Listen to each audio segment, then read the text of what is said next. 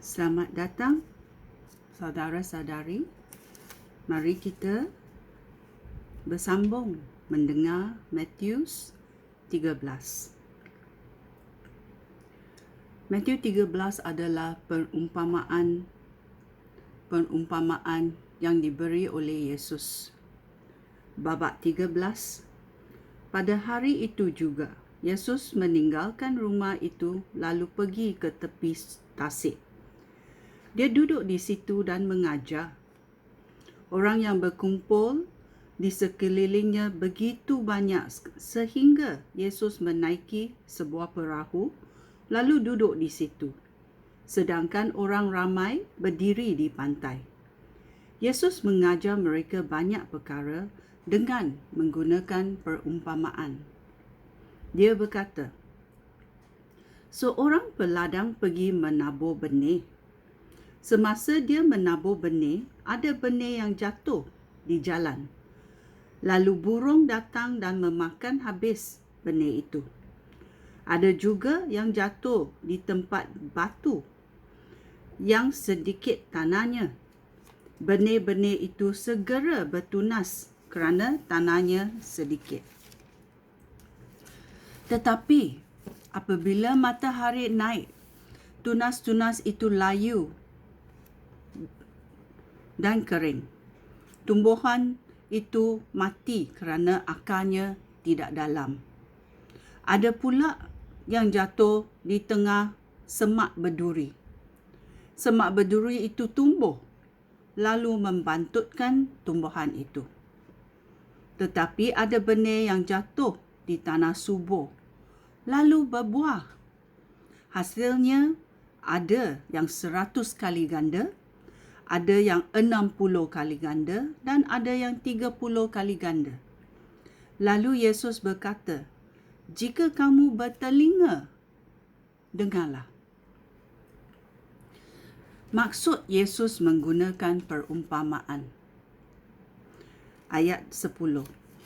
Kemudian pengikut-pengikut Yesus datang dan bertanya kepadanya, mengapa guru menggunakan perumpamaan ketika berkata-kata kepada orang ramai? Yesus menjawab, kamu telah diberikan anugerah untuk mengetahui rahsia tentang bagaimana Allah memerintah. Sedangkan mereka tidak. Seseorang yang mempunyai sesuatu akan diberikan lebih banyak lagi, supaya dia beroleh lebih daripada cukup. Tetapi seseorang yang tidak mempunyai apa-apa, sedikit yang ada padanya akan diambil juga. Itulah sebabnya aku menggunakan perumpamaan ketika berkata-kata kepada orang ramai. Kerana mereka melihat tetapi tidak nampak, dan mereka mendengar tetapi tidak mengerti. Dengan perbuatan mereka itu, berlakulah nubuat Nabi Yesaya. Allah berfirman, mereka akan mendengar dan mendengar tetapi tidak faham. Mereka akan melihat dan melihat tetapi tidak nampak. Kerana seolah-olah fikiran mereka tumpul. Telinga pekak dan mata buta. Jika mereka tidak demikian, tentu mata mereka akan melihat, telinga akan mendengar dan fikiran boleh mengerti. Sehingga mereka kembali kepada aku dan aku pun akan menyembuhkan mereka. Sehingga mereka kembali kepada aku dan aku pun akan menyembuhkan mereka. Tetapi kamu sangat bertuah. Mata kamu melihat dan telinga kamu mendengar. Ketahuilah, banyak nabi dan orang yang melakukan kehendak Allah ingin melihat apa yang kamu lihat sekarang ini, tetapi tidak dapat melihatnya. Mereka ingin mendengar apa yang kamu dengar, tetapi tidak dapat mendengarnya. Yesus menerangkan perumpamaan tentang seorang penabur. Ayat 18. Dengarlah dan ketahuilah makna perumpamaan tentang seorang penabur itu. Benih yang jatuh di jalan bagaikan orang yang mendengar perkabaran tentang bagaimana Allah memerintah, tetapi tidak memahaminya. Si jahat iaitu iblis datang lalu merampas apa yang sudah ditabur di dalam hati mereka. Benih yang jatuh di tempat yang berbatu bagaikan orang yang mendengar perkabaran itu lalu segera menerimanya dengan sukacita. Tetapi perkabaran itu tidak berakar di dalam hati, sehingga mereka tidak tahan lama. Apabila mereka menderita kesusahan atau penganiayaan oleh sebab perkabaran itu, segera mereka tidak percaya kepada perkabaran itu. Benih yang jatuh di tengah semak berduri bagaikan orang yang mendengar perkabaran itu, tetapi kekhawatiran tentang hidup dan keinginan untuk hidup mewah membantutkan perkabaran itu sehingga tidak berbuah. Benih yang jatuh di tanah subur bagaikan orang yang mendengar perkabaran itu lalu memahaminya dan berbuah banyak.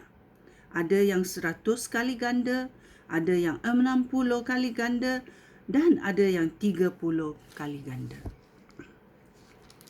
Perumpamaan lalang di antara gandum. Ayat 24. Yesus menceritakan sebuah perumpamaan lain kepada mereka. Apabila Allah memerintah, keadaannya seperti seorang yang menabur benih yang baik di ladangnya. Pada suatu malam ketika semua orang sedang tidur, musuhnya datang lalu menanam lalang di antara gandum itu. Kemudian dia pergi. Apabila tanaman itu membesar dan bulir gandum muncul, lalang itu kelihatan. Hamba peladang itu datang kepadanya dan berkata, "Tuan menanam benih yang baik di ladang. Dari manakah datangnya lalang-lalang ini?" Peladang itu menjawab, "Seorang musuh sudah melakukan perkara ini." Hambanya bertanya, "Adakah tuan mahu kami mencabut lalang-lalang itu?" "Tidak," jawabnya. "Ketika pada masa kamu mencabut lalang, mungkin gandum ikut tercabut. Biarlah lalang tumbuh bersama-sama gandum sehingga tiba masa menuai gandum. Lalu, aku akan berkata kepada para penuai supaya mencabut lalang dahulu, lalu mengikatkannya dan kemudian membakarkannya. Selepas itu, baru berkumpul gandum, lalu simpanlah gandum di dalam jelapang." Perumpamaan tentang biji sawi. Ayat 31. Yesus menceritakan sebuah perumpamaan lain kepada mereka. Apabila Allah memerintah, keadaannya seperti sebutir biji sawi yang diambil oleh seseorang, lalu ditanam di ladang. Biji sawi adalah benih yang terkecil, tetapi apabila tumbuh, menjadi lebih besar daripada segala tanaman. Tanaman itu menjadi pokok, sehingga burung datang membuat sarang pada cabangnya. Perumpamaan tentang ragi. Ayat 33. Yesus menceritakan sebuah perumpamaan lain. Apabila Allah memerintah, keadaannya seperti ini. Seorang wanita mengambil sedikit ragi, lalu mencampurnya dengan 40 liter tepung, sehingga adunan itu naik. Tujuan Yesus menggunakan perumpamaan. Ayat 34. Demikianlah Yesus mengajar orang ramai perkara-perkara ini dengan menggunakan perumpamaan. Dia tidak berkata apa-apa tanpa menggunakan perumpamaan. Yesus berbuat demikian supaya berlakulah apa yang dikatakan oleh Nabi. Aku akan menggunakan perumpamaan apabila bertutur dengan mereka. Aku akan memberitahu mereka perkara-perkara yang tersembunyi sejak dunia diciptakan. Yesus menerangkan perumpamaan tentang lalang di antara gandum. Ayat 36. Setelah itu, Yesus meninggalkan orang ramai, lalu masuk ke dalam rumah. Pengikut-pengikutnya datang kepadanya dan berkata, "Beritahulah kami makna perumpamaan tentang lalang di antara gandum itu." Yesus berkata, "Orang yang menabur benih yang baik itu anak manusia. Ladang itu dunia ini. Benih yang baik itu orang yang menjadi umat Allah. Sedangkan lalang itu orang yang berpihak kepada si jahat. Musuh yang menabur benih lalang itu iblis. Masa menuai tuaian itu hari kiamat, dan para penuai itu malaikat-malaikat. Sebagaimana lalang dikumpulkan dan dibakar di dalam api, demikian juga halnya pada hari kiamat kelak. Anak manusia akan menyuruh malaikat-malaikatnya mengumpulkan semua orang antara umat dan semua orang lain yang melakukan kejahatan. Mereka semua akan dibuang ke dalam tempat pembakaran yang berapi. Di situ mereka akan menangis dan menderita. Kemudian, orang yang melakukan kehendak Allah akan bersinar seperti matahari di dunia baru Allah, Bapa mereka. Jika kamu bertelinga, dengarlah. Perumpamaan tentang harta yang terpendam. Ayat 44. Apabila Allah memerintah, keadaannya seperti ini. Seseorang menjumpai harta yang terpendam di tanah. Lalu dia memedamkannya semula. Kemudian, dengan penuh sukacita, dia pergi menjual segala miliknya, lalu kembali dan membeli tanah itu. Perumpamaan tentang mutiara yang sangat berharga. Ayat 45. Apabila Allah memerintah keadaan seperti ini, seorang saudagar mencari mutiara yang sangat berharga. Apabila dia menemui sebutir mutiara yang sangat berharga, dia menjual segala miliknya, lalu membeli mutiara itu. Perumpamaan tentang pukat. Ayat 47.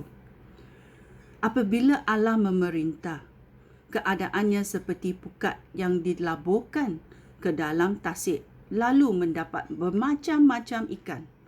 Apabila pukat itu sudah penuh, nelayan menariknya ke darat. Lalu mereka duduk dan memisahkan ikan-ikan itu. Yang baik disimpan di dalam bekas, dan yang tidak baik dibuang. Demikianlah hal pada hari kiamat.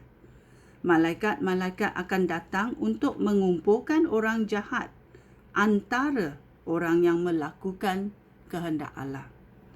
Lalu orang jahat akan dibuang ke dalam tempat pembakaran yang berapi. Di sana mereka akan menangis dan menderita.